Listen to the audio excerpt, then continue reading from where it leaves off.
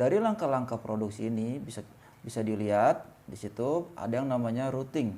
Yang pertama, routing dalam kewirausahaan di sini merupakan penetapan dalam menentukan urutan-urutan proses produksi dari bahan mentah sampai menjadi suatu produksi akhir. Nah, dan kemudian dari produk akhir ini menentukan urutan-urutannya tersebut harus sudah termasuk penyusulan dari alat-alat yang akan digunakan. Nah, di routing ini juga di dalam kewirausahaan ada empat langkahnya dalam routing di kewirausahaan. Yang pertama yaitu kualitas dan kuantitas. Nah, ini sangat penting nih untuk menjaga suatu kualitas dari produk kalian. Kemudian ada yang namanya sumber daya manusia, mesin, bahan yang akan digunakan. Nah, ini kemudian jenis serta jumlah dan urutan operasi dari si manufaktur tersebut. Kemudian tempat produksi, gimana tempat produksinya dalam merouting atau kita bahasanya melihat untuk menyambungkan dari tempat produksi, terus kualitasnya seperti apa, kemudian sumber daya manusianya kompeten atau tidak, terus dari mesin-mesinnya mendukung atau tidak, dan bahan-bahannya bagus atau mengandung bahan kimia atau organik. Nah, di sini harus lebih spesifikasi lagi yang akan nanti kalian gunakan dalam memproduksi. Kemudian yang kedua ada yang namanya scheduling. Dalam langkah-langkah kewirausahaan ini, schedule merupakan tahap menentukan jadwal kegiatan, operasi, proses produksi yang disinergikan sebagai suatu kesatuan. Maksudnya di sini, dari schedule nantinya akan dapat diketahui dan diawasi penggunaannya, mulai dari waktu produksi sesuai atau tidak dengan urutannya.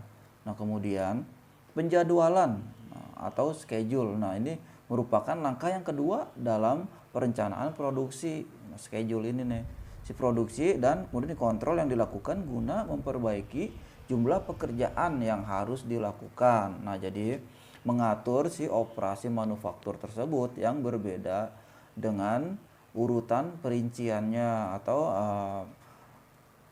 serta memperbaiki permulaan dan penyelesaian tanggal dan waktu untuk setiap operasi. Operasi ini kalian memproduksi apa sih dari penjadwalannya, kemudian membantu untuk memanfaatkan waktu secara optimal.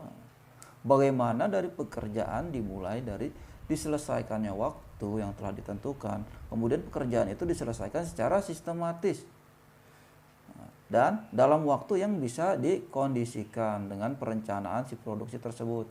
Kemudian si penjadwalan ini merupakan langkah penting juga dalam perencanaan produksi dan kontrol.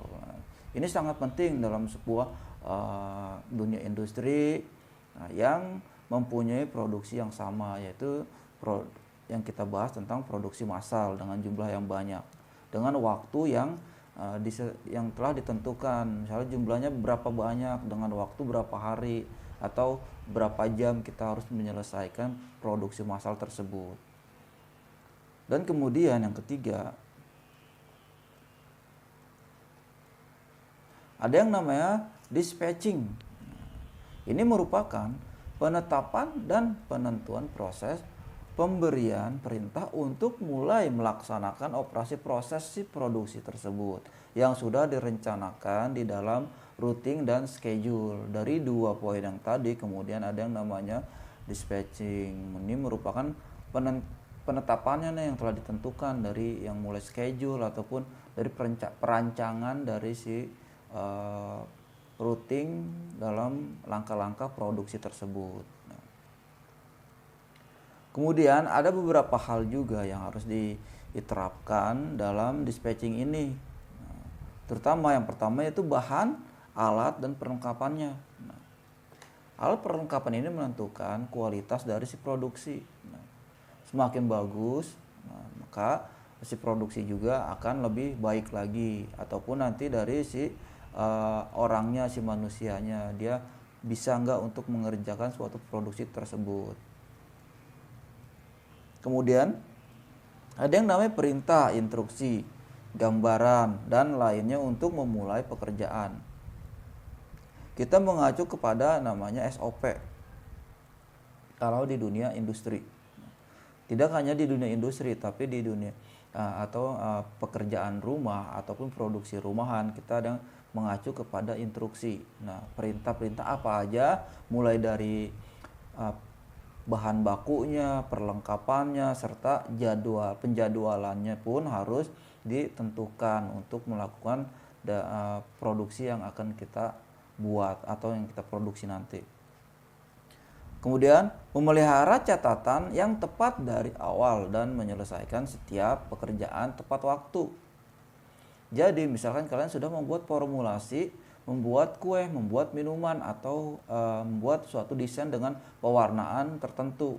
Kalian catat apa aja yang tadi kita buat sesuai dengan yang diberikan. Jadi suatu saat nanti ada pekerjaan yang sama, itu ada catatannya.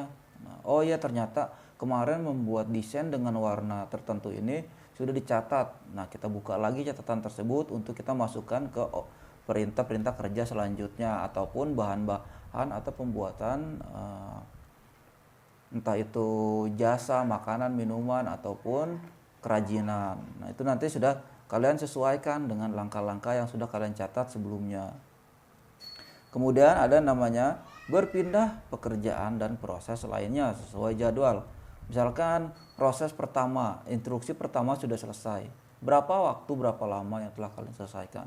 Kemudian kita untuk mengerjakan pekerjaan selanjutnya, mulai dari misalkan penyiapan bahan, kemudian penyiapan setengah jadi hingga menjadi produk jadi, berapa lama kalian dalam melakukan kegiatan tersebut.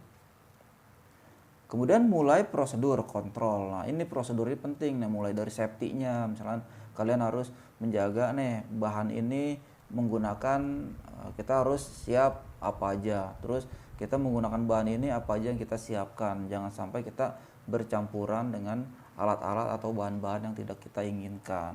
Dan mencatat waktu mesin, seperti sama mencatat waktu mesin ini sama dengan poin C dan D. Nah, kemudian tindak lanjutan. Nah, ini tindak lanjutan ini maksudnya di sini expediting.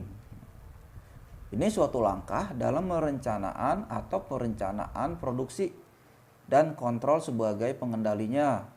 Pengendalian dalam suatu produksi berkaitan dengan evaluasi hasil. Bagaimana tindak lanjutnya atau hasil yang telah kalian buat, yang kalian ciptakan. Misalkan finishing akhirnya kalian membuat es boba rasa jeruk nipis atau rasa melon atau rasa coklat. Nah, bagaimana dari rasa tersebut, apakah sudah pas atau masih ada kekurangan? Itu nanti untuk evaluasinya. Jadi keterbatasan, kemacetan, lubang ataupun tuh akan menjadi evaluasi, atau dari misalkan ada kendala apa aja sih yang tadi Bapak sebutkan, misalkan kendalanya dalam perjalanan atau mengantar suatu di bidang jasa ya, mengantar makanan ini ternyata ada kendala macet gitu kan, atau ada perbaikan jalan, atau dalam produksi kendalanya apa, mesinnya rusak, bahan bakunya kurang. Nah, ternyata itulah nanti akan menjadi bahan evaluasi hingga menjadi suatu produk yang akan kita ciptakan dengan baik. Nah, catatannya di sini catatan kerja penting. Nah, yang tepat menentukan bagaimana tentang pengendalian atau dari yang terhambatnya suatu pekerjaan kita. Misalkan produksi kemarin terhambatnya di apa, berarti ya kita siapkan kekurangannya. Terus jadwalnya bagaimana? Oke, terhambat dengan waktu karena listriknya padam, jadi kita tidak bisa menggunakan atau memprint out suatu pekerjaan untuk melihat hasilnya jika kalian di bidang jasa percetakan. Itu yang namanya tindak lanjut.